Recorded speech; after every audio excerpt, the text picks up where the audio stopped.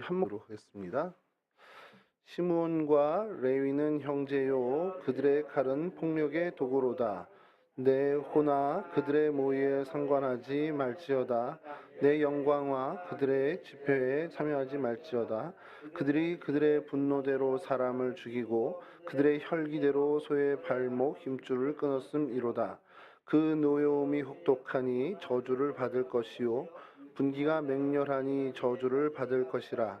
내가 그들을 야곱 중에서 나누며 이스라엘 중에서 흩으리로다. 아멘. 예, 오늘 저희가 살펴볼 성경의 인물은 두 명입니다. 시므온과 레위. 이렇게 둘을 좀 살펴보려고 합니다. 시므온은 여러분 시므온과 좀 비슷한 이름 혹시 어떻게 연상이 되는 분이 있나요? 예, 그 신약의 시몬. 그러니까 신약의 시몬의 구약식 이름이 시므온입니다. 그래서 아시는 분은 아시겠지만 이 시몬 베드로도 이 시몬인데 이 시몬의 이름의 뜻은 듣다, 응답하다라는 뜻을 갖고 있습니다. 이 시몬 역시 하나님께서 응답하셨다, 하나님께서 들으셨다 이런 뜻을 갖고 있는데 먼저 저희가 알고 있는 대로 야곱이 레아로부터 낳은 네 명의 아들 중에 이제 아들 중에 두 번째, 둘째 아들, 처음 네 명의 아들 중에 둘째인데 시므온 지파의 조상이 되기도 됐고요.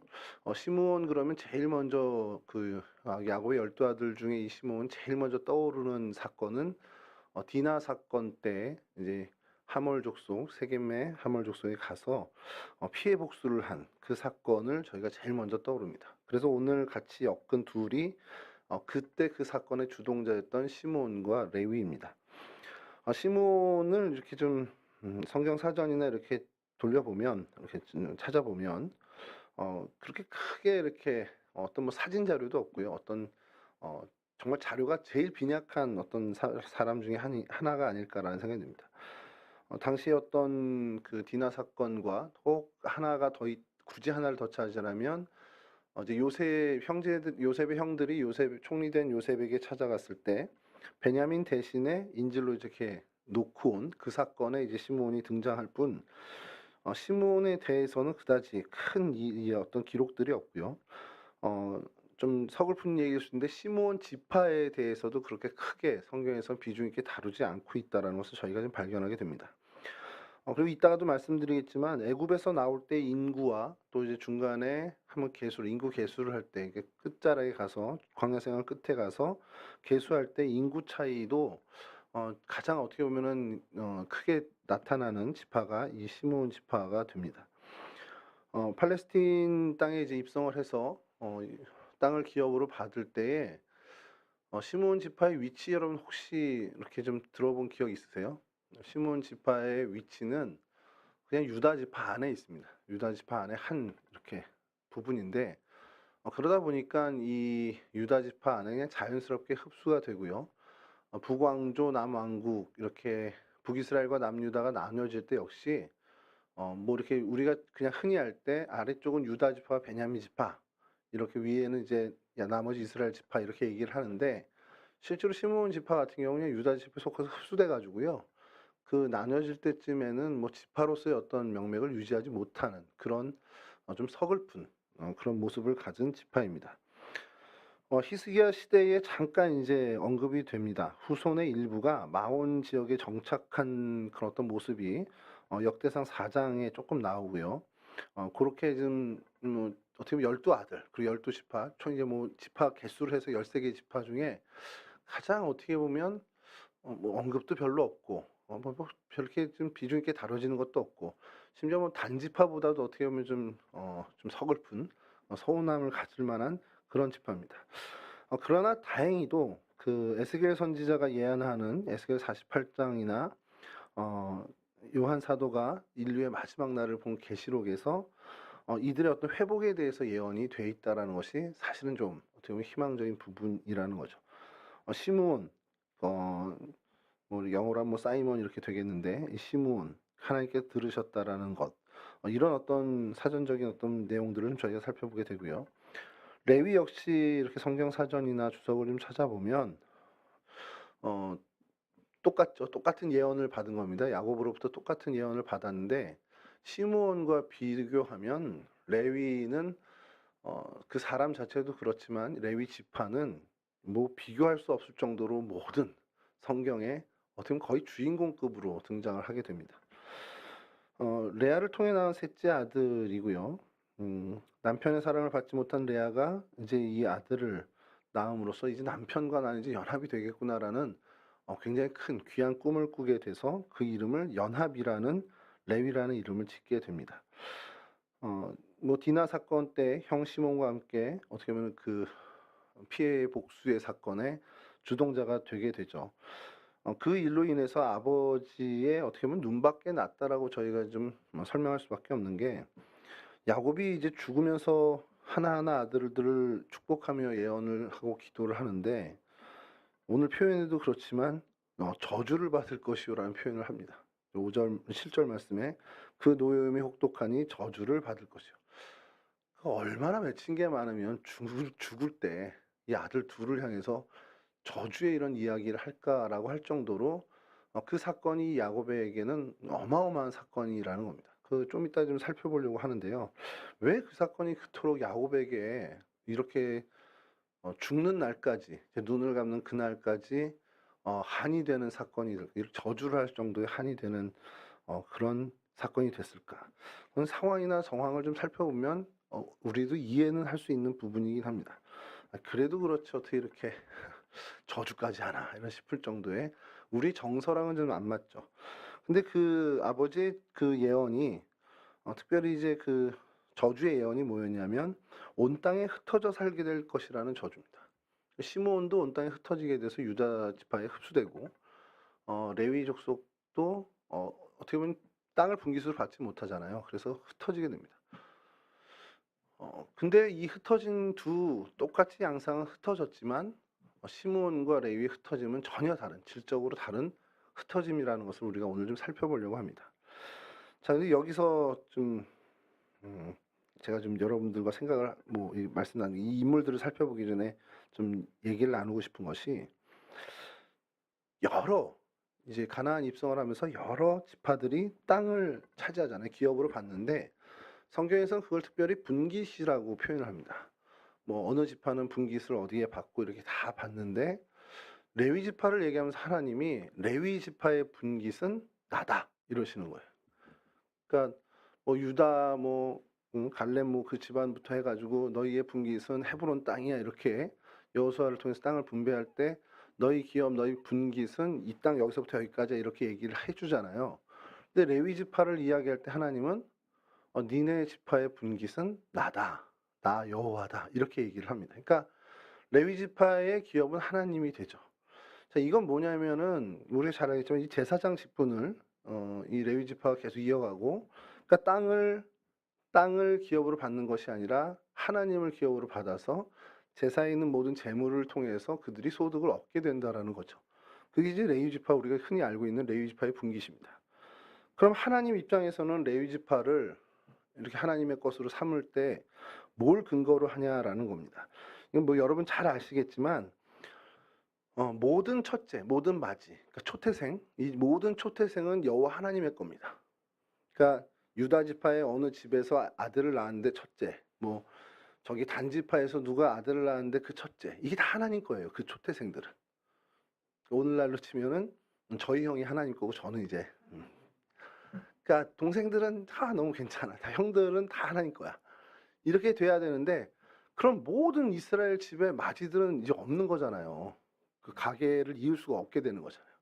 그러니까 그거를 하나님이 방지하기 위해서 모든 초태생이 다 내 건데 그렇게 다 일일이 내가 장자들 가질 수 없으니까 너희 12지파 중 12아들의 한 지파를 내가 이 모든 이스라엘의 초태생 맏아들들을 대신해서 내가 내 것으로 삼을게.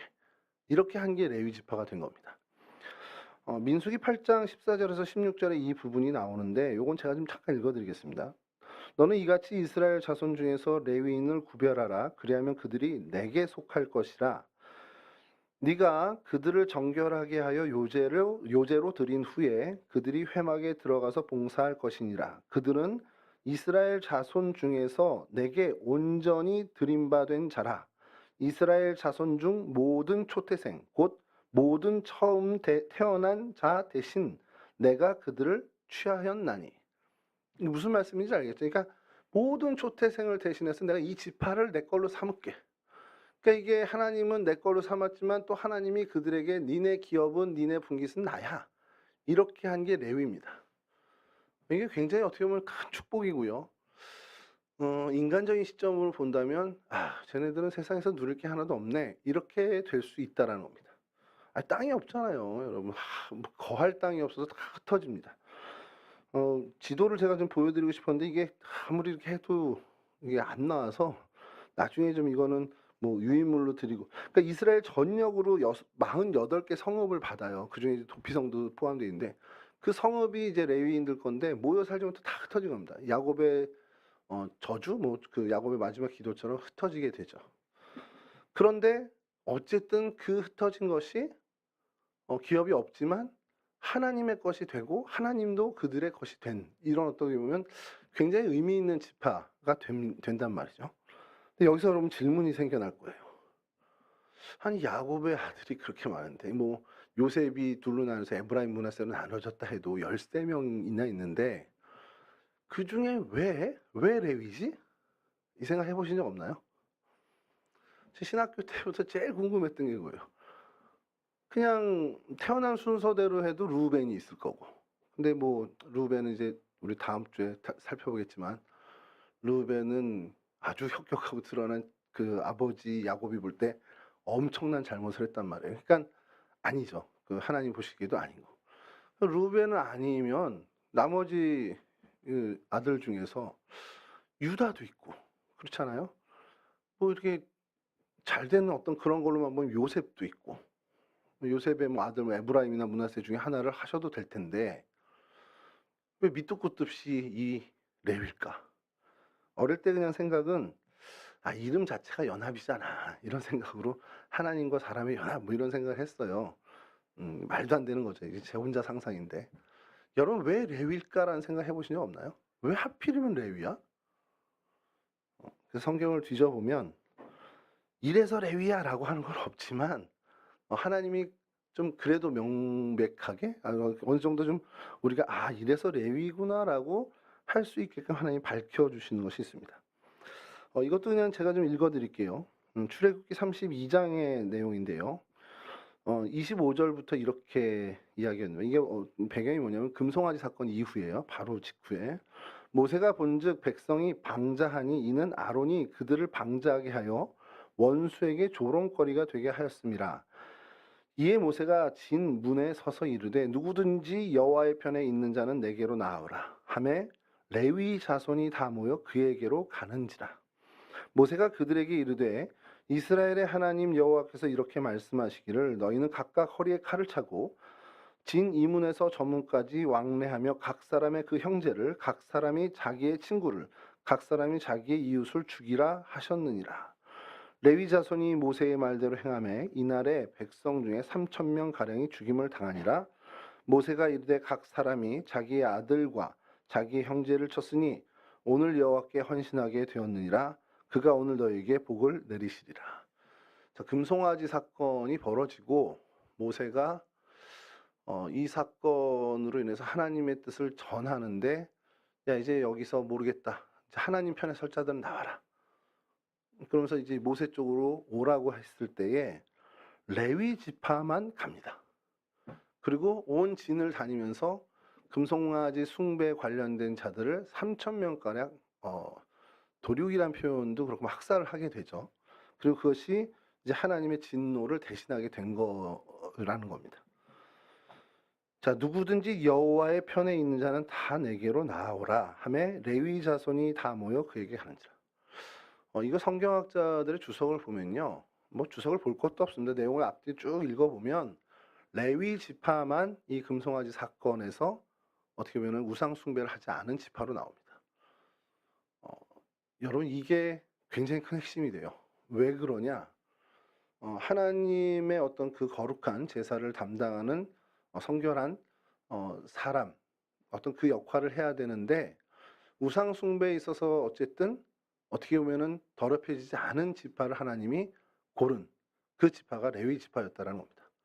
그래서 그 지파에게 하나님께서 하나님의 그 제사장 직분을 맡기게 되는데, 이것이 한 번 더 반복되는 것이 민수기에 나옵니다. 이거는 좀 비슷한 사건인데 바알보올 사건입니다. 이것도 우상 숭배 사건이죠. 민수기 25장 10절부터 13절, 요것도 제가 좀 읽어드리면, 여호와께서 모세에게 말씀하여 이르시되 제사장 아론의 손자 엘르아살의 아들 비느하스가 내 질투심으로 질투하여 이스라엘 자손 중에서 내 노를 돌이켜서 내 질투심으로 그들을 소멸하지 않게 하였도다. 그러므로 말하라, 내가 그에게 내 평화의 언약을 주리니 그와 그의 후손에게 영원한 제사장 직분의 언약이라. 그가 그의 하나님을 위하여 질투하여 이스라엘 자손을 속죄하였음이니라. 바알 보올 때죠. 그러니까 전에 우리가 한번 발람을 한번 저희가 성경 인물을 이야기할 때 발람의 계략이라고 이 성경에서 표현하는 걸로 봐서 이건 분명히 발람이 이스라엘을 저주를 못 하잖아요. 거기서 저주를 발락 왕의 어떤 부탁에 저주를 못 하지만 이 성경에서 이후에 발람에 대해서 계속 안 좋게 얘기하고 발람의 계략에 의해서 이스라엘이 우상 숭배하고 더럽혀졌다는 표현을 계속 쓰는 걸로 봐서 발람이 아무래도 이런 계략을 이스라엘 백성들이 무너진 계략을 어떻게 보면 줬을 거다라는 것을 우리가 추정하고, 그로 인해서 바알볼에서 이스라엘 백성들이 우상 숭배하고 뭐 어떻게 보면 간음하면서 굉장히 타락을 하게 됐을 때, 이 오늘 등장하는 비느하스가 창을 뚫어서 간통하는 남자와 여자의 등부터 배까지 찔러버리는 사건이 나옵니다. 근데 그때 갑자기 이 비느하스가 돌진해서 그렇게 하거든요. 누구의 명령을 받은 것이 아니라. 근데 그것을 보고서 하나님이 이처럼 말씀하신 겁니다. 이 비느하스가 내가 질투한 이 질투심, 그러니까 내 마음을 가지고 그렇게 우상 숭배, 간음하는 더럽혀진 이스라엘 백성을 이렇게 처단했다. 그래서 내가 너희가 소멸될 것을 비느하스가 막았다라고 인정해 준다라는 거예요. 그러면서 세우신 게 여기서 영원한 제사장 직분의 언약을 하나님께서 직접 이야기하십니다.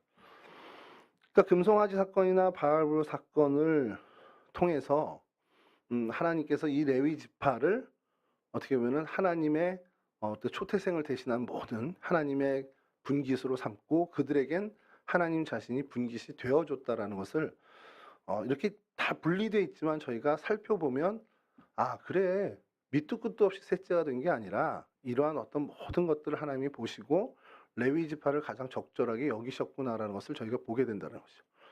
그러다 보니까 그것이 야곱의 어떻게 보면은 예언이 시간상으로는 제일 앞이지만 흩어진 그런 것들이 저주가 되면서 동시에 어떻게 보면 복으로 바뀌게 된 굉장히 어떻게 보면은 다행스러운 지파의 모습을 저희가 보게 된다라는 겁니다. 자, 요게 이제 시몬과 레위에 대해 사전에 저희가 좀 볼 만한 것, 이야기해 볼 만한 것이고요. 시몬과 레위 보면 뭐 인적사항은 잘 알듯이 야곱과 레아 사이에서 태어난 둘째 아들, 셋째 아들입니다. 시몬의 뜻을 말씀드린 것처럼 들으셨다, 하나님께서 응답하셨다라는 뜻을 갖고 있고, 레위의 뜻은 연합이라는 뜻을 갖고 있습니다. 그런데 이 레위가 137세까지 산 것이 참 어떻게 보면 유일하게 아들 중에 이렇게 나오게 되죠. 요셉과 더불어 이렇게 요 정도 레위에 대해서 이야기하고 나머지 형제들에서는 그렇게 뭐 향년 몇 세 이런 게 별로 안 나오는데 레위는 137세가 어떻게 보면 명백하게 좀 드러납니다. 시몬과 레위의 특징은 어떻게든 잘 아시듯이 이 둘이 엮인 이 디나 사건이 사실 성경에 있는 가장 큰 핵심적인 사건이 됩니다. 뭐 요거 사이에 태어나게 되는 것은 어쨌든 뭐 알겠지만 이 출생의 배경은 이 출산 경쟁의 초반에 레아가 자신이 정실부인임에도 불구하고 여동생, 자기의 동생 라헬에게 남편을 완전히 어떻게 보면은 뺏기게 되는 그런 와중에 그 동생은 출산하지 못하고 자기가 먼저 출산하게 되고, 그래서 그 보라 아들이라 그 기쁨에 차서 이름을 짓고, 그 연속적으로 아이들 낳았을 때 하나님이 내가 이렇게 서러움을 당하는 것을 들으셨다라는 시므온, 그리고 셋째를 낳으면서 이제는 정말 내 남편이 나와 연합하겠구나라는 희망을 가지고 레위라는 이름을 짓게 됐습니다. 그러나 그것이 이제 하나님께서 돌아보시긴 한 거지만 그 레아의 바램대로 되지는 못하게 됐죠. 자, 그렇게 레아의 그런 상황에서 태어난 이 둘이 어떤 성장기를 거쳤을까라는 것을 좀 생각해 보는 어떤 글이 있어서 제가 좀 봤는데, 이거 굉장히 좀 좀 읽어 볼 만한 그 글이 되더라고요. 시므온과 레위가 자라면서 어머니의 모습을 봤을 거예요. 어머니가 아버지에 대해서 생각하고 있는 모습들을 봤을 겁니다. 그리고 여동생이자 어떻게 보면은 라헬, 경쟁자죠. 경쟁자를 바라보면서 굉장한 질투를 하는 것을 보고 자랐을 겁니다. 자기 어머니가 정실 부인임에도 불구하고 아버지의 사랑을 받지 못해서 항상 슬퍼하고 짜증내고 고통스러워하는 모습을 보고 자라난 이 두 아들. 그 어머니의 고통이 자기 자식들에게 그대로 전달되었을 것이라는 것으로 이 글에선 이야기를 해나가고 있습니다. 엄마가 속상하고 기분이 안 좋고 그 모든 스트레스를 어떻게 해소했을까? 그러면서 이 저자는 얘기를 하는 것이 뭐냐면, 그 화풀이를 자식들에게 할 가능성이 높았다라는 거죠. 그러나 르우벤은 이게 장자다 보니까 그것을 좀 피해가지 않았겠냐.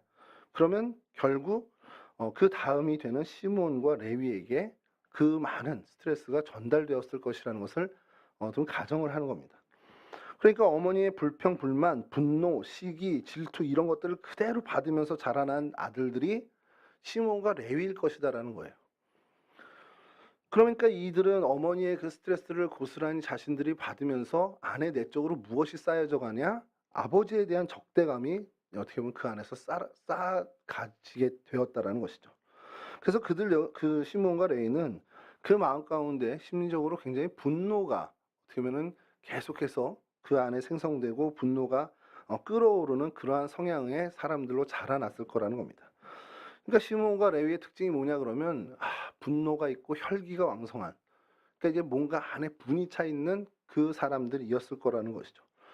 이 불만을 해소할 때가 그들도 없었고, 그러다 보니까 그 역시 동생들을 따뜻하게 대한 형들은 아니었을 거라는 것을 이제 추정을 하는 겁니다.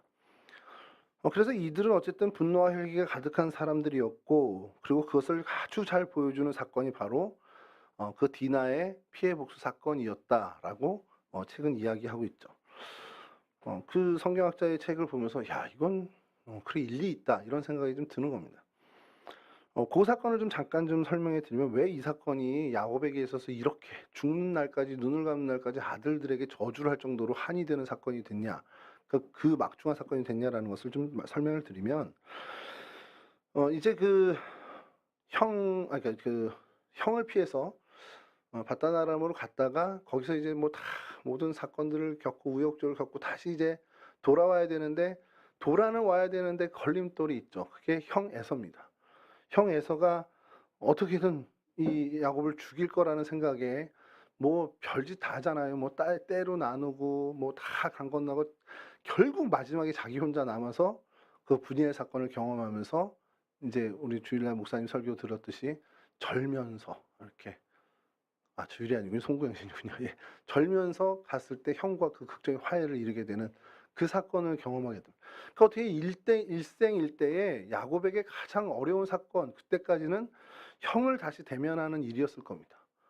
이건 100% 죽는 일인데, 100% 죽을 일인데, 그 분이엘 사건을 통해서 하나님이 자기의 그 허벅지 관절을 치시고 그것을 본 형이 긍휼히 여기게끔 하셨단 말이죠.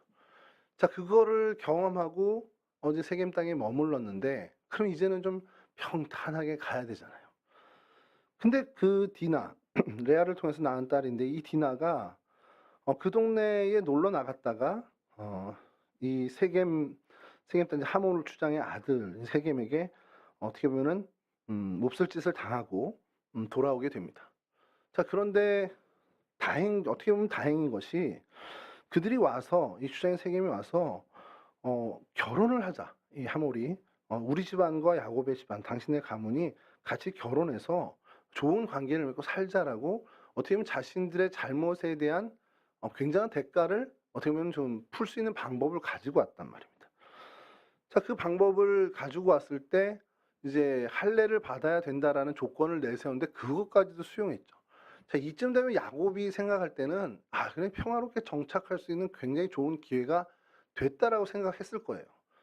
그러니까 뭐 걱정을 안 할 수 있는 상황. 그러니까 내 딸이 좀 안타까운 일을 당했지만 그 일로 인해서 오히려 저쪽에서 정말 책임지겠다 하니까 그 일을 통해서 평화롭게 정착하는 그 하물 추장이 얘기하는 게 뭐냐면 당신 딸을 우리에게 주면 우리도 우리의 딸들을 당신 아들들에게 주고 우리에게 땅이 많으니까 땅도 당신에게 뭐 이렇게 하겠다 이런 얘기를 하니까 그 세겜 땅이 정말 잘 안착할 수 있는 좋은 기회를 맞이하게 된 겁니다.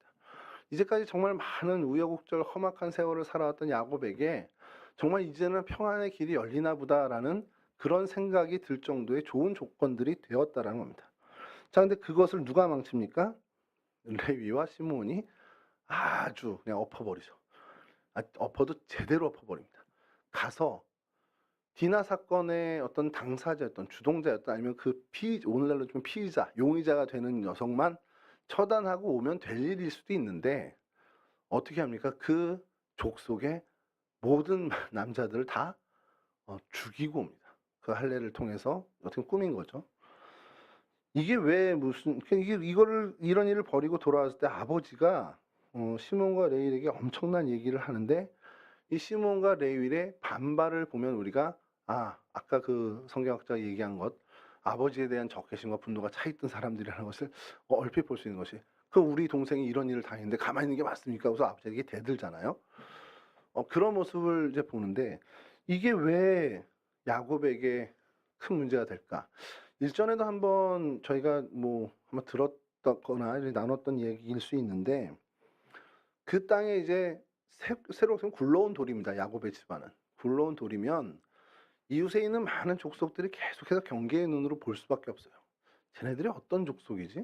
어떤 집안이지? 계속 뭐 아직 국가가 되는 그런 아니고 부족 정도 되는 거니까 우리에게 위험 요소다 아니다가 제일 중요한 겁니다. 얘네 굴러온 돌들인데 그냥 우리랑 더불어 살만하네 그러면 그냥 어떻게 보면 관망하는 정도로 놔둘 수 있는데 야 이거 위험 요소야 그러면 부족들이 연합을 해서 쫓아내거나 아니면 멸절을 시키죠. 그게 당시 어떻게 보면은 그 시대의 문화, 시대의 어떤 그 모습이었다라는 겁니다.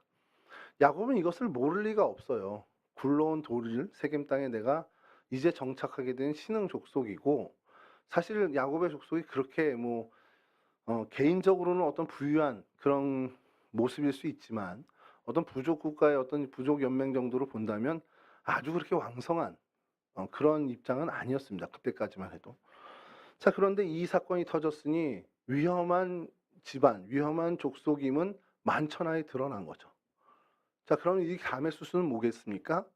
모든 부족들이 위험을 감지하고 연합해서 이 야곱의 족속들, 아들들 모두를 죽이러 올 것이 명백합니다.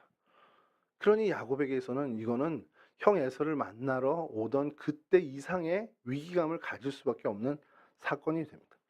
그만큼 엄청난 일을 이 시몬과 레이가 그 불같은 성격으로 엎어버린 거죠. 앞뒤 안 가리고 앞뒤 생각 없이 그렇게 해버린 거라는 겁니다. 그래서 야곱이 이들을 향해서 표현을 쓴 것이 오늘 본문에도 그들의 칼은 폭력의 도구로다. 그들이 그들의 분노대로 사람을 죽이고 그들의 혈기대로 소의 발목 힘줄을 끊었음이로다. 이렇게 이 얘기를 하는 거죠.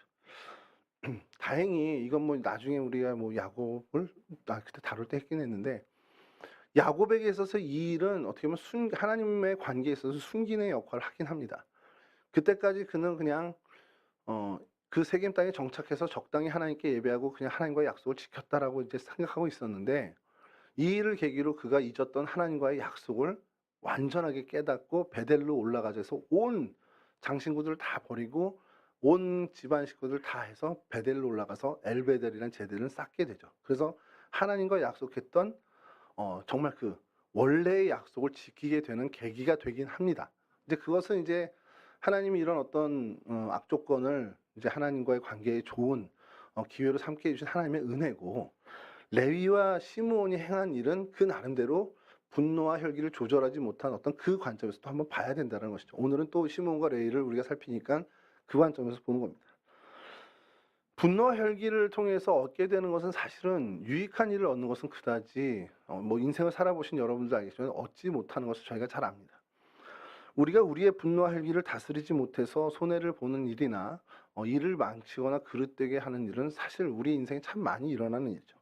그러니까 결국 우리는 우리의 분노와 혈기를 다스리는 사람이 되어야 하는 어떤 그러한 하나의 숙제를 갖고 살아가는 사람들입니다.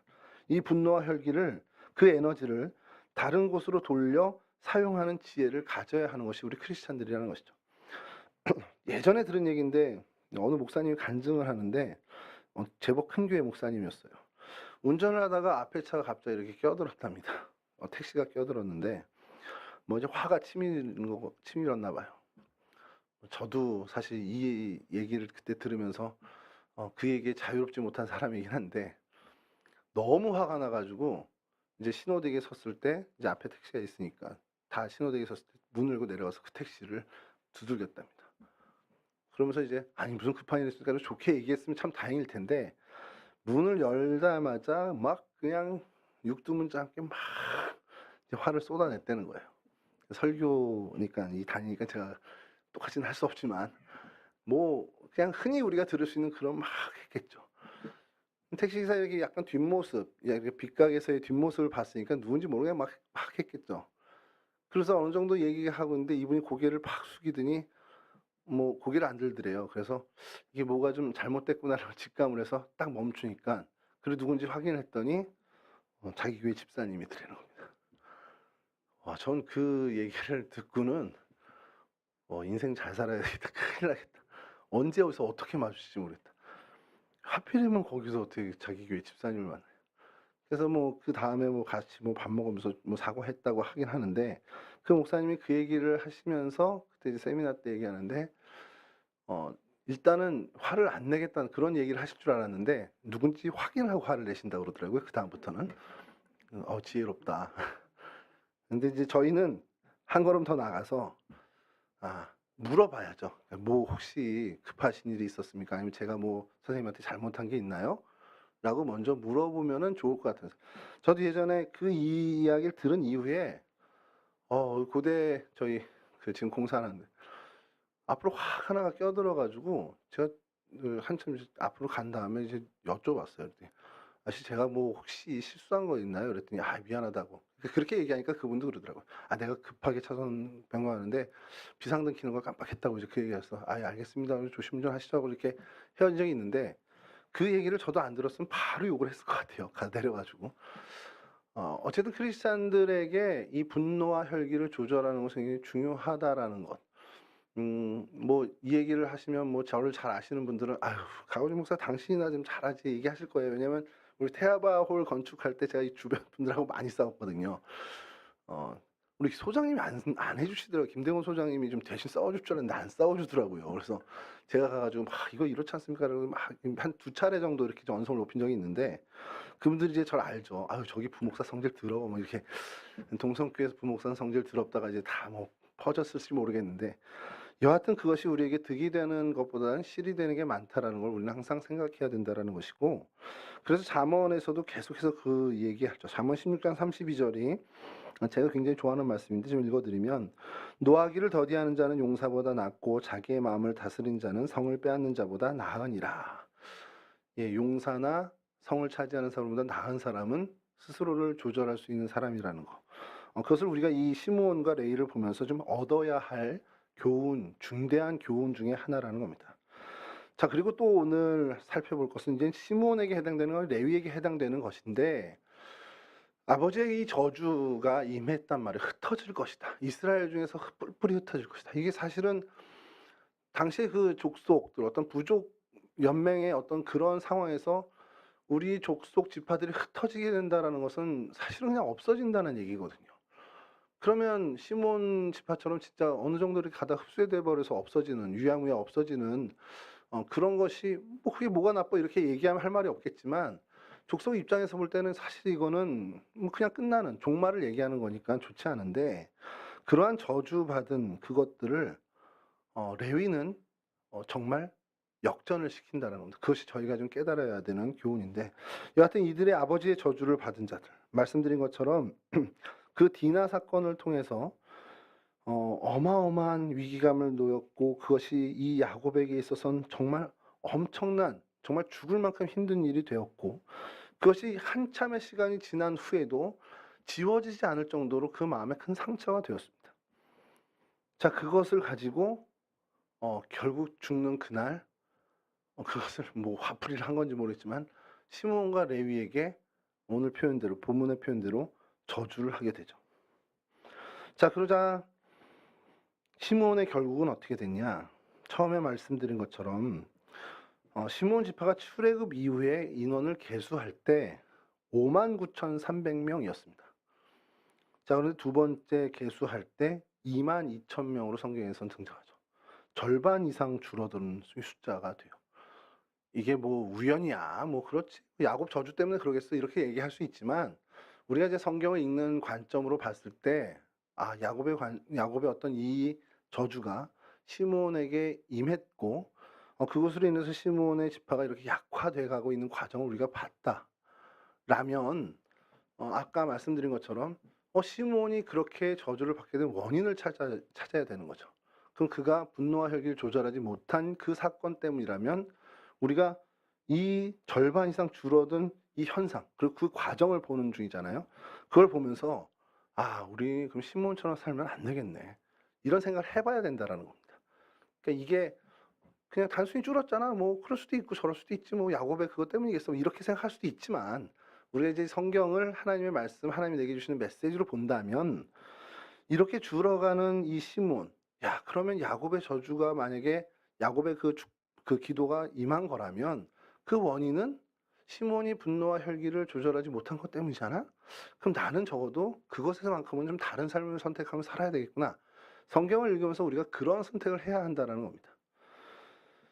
자, 여하튼 이렇게 지냈는데 그 과정의 끝에 뭐가 있냐면 모세가 이제 죽기 전에 이스라엘 자손들을 각 지파별로 축복하는 시간이 또 나옵니다. 야곱이 축복하는 것과 비슷하게 모세가 축복을 하는데 거기에요, 여러분, 시므온 지파만 빠지고 언급이 안 됩니다. 이것도 좀 신기하잖아요. 가나안 땅에 들어가서 땅 분배를 받을 때 아까 말씀드린 것처럼 유다 지파 안에서 시므온 지파가 땅을 분배받고요.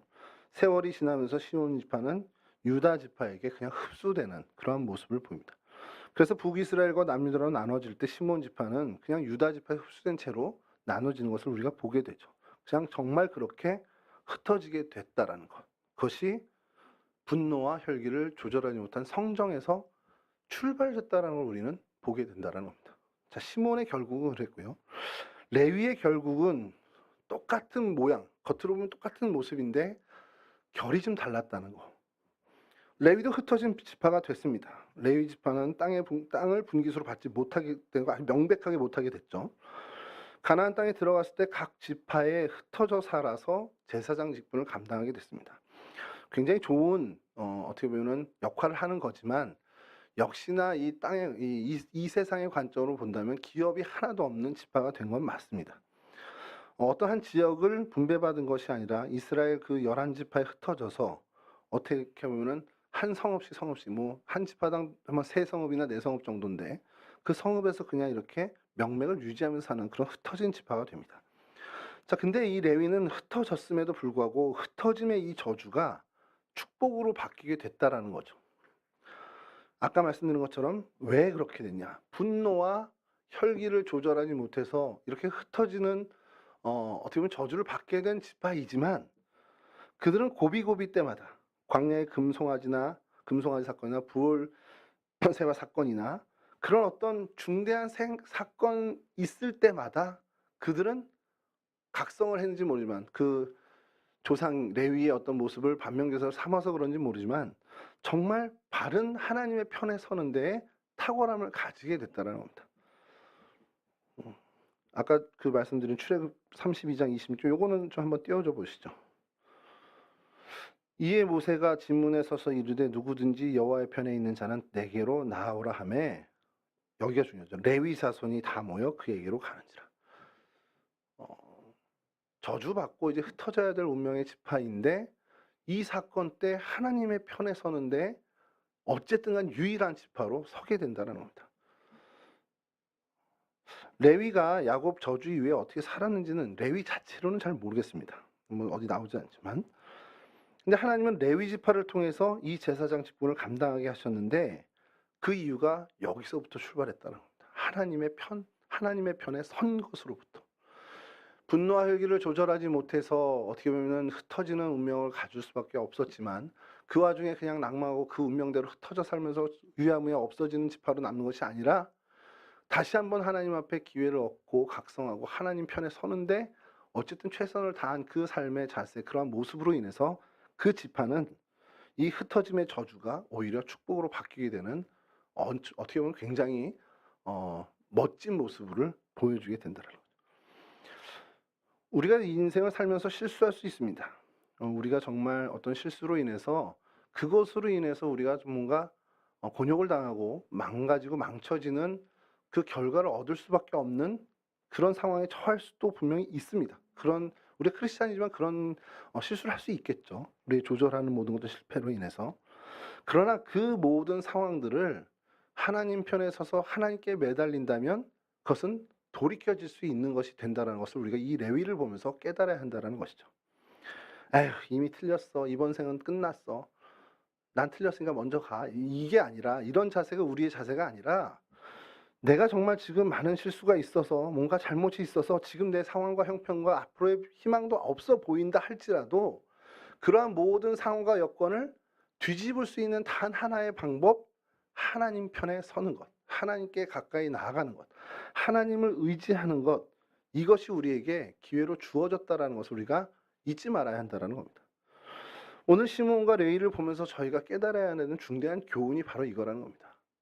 분노와 혈기를 어떻게든 우리가 조절하기 위해서 하나님과 씨름하고 그것으로 인해서 우리의 상황이 어그러지지 않도록 노력하는 것. 그러나 우리가 실수하고 뭔가 잘못으로 인해서 혹 그런 것들을 놓친다 할지라도 포기할 것이 아니라 다시 한번 하나님께 나아가 하나님 편에 서고 하나님 편에 하나님을 즐겁게 하고 하나님의 마음을 기쁘게 하는 삶을 정말 노력해 선택하는 것으로 인해서 우리에게 임할 좋지 않은 것들을 다시 한번 선한 축복의 것으로 바꿀 수 있는 기회가 우리에게 있다라는 것을 우리가 놓치지 말아야 한다는 것이죠. 나를 낮추고 나를 계속 겸비해서 악에서 떠나 하나님 편에 계속 서는 그 훈련, 하나님을 계속 의지하는 그것으로 인해서 사실 우리의 축복의 삶은 다시금 주어질 수 있다는 것을 잊지 않았으면 좋겠습니다. 과거의 허물이 오히려 양약이 되어서 우리에게 하나님의 복으로 변하게 되는 그것을 우리는 이제까지 경험해 왔다라는 겁니다. 앞으로도 혹 그러한 일들이 어떻게 우리에게 그런 일이 안 주어지면 제일 좋지만 주어진다 할지라도 그것을 우리는 축복으로 바꿀 수 있는 능력이 있는 크리스찬들이라는 것을 잊지 마시고 늘 하나님 편에 서서 하나님을 더욱더 붙잡는 그러한 삶의 모습으로 나아가는 저와 여러분들이 되실 수 있기를 주님의 이름으로 간절히 축원합니다. 우리 찬송 한 장 같이 부르겠습니다. 430장입니다.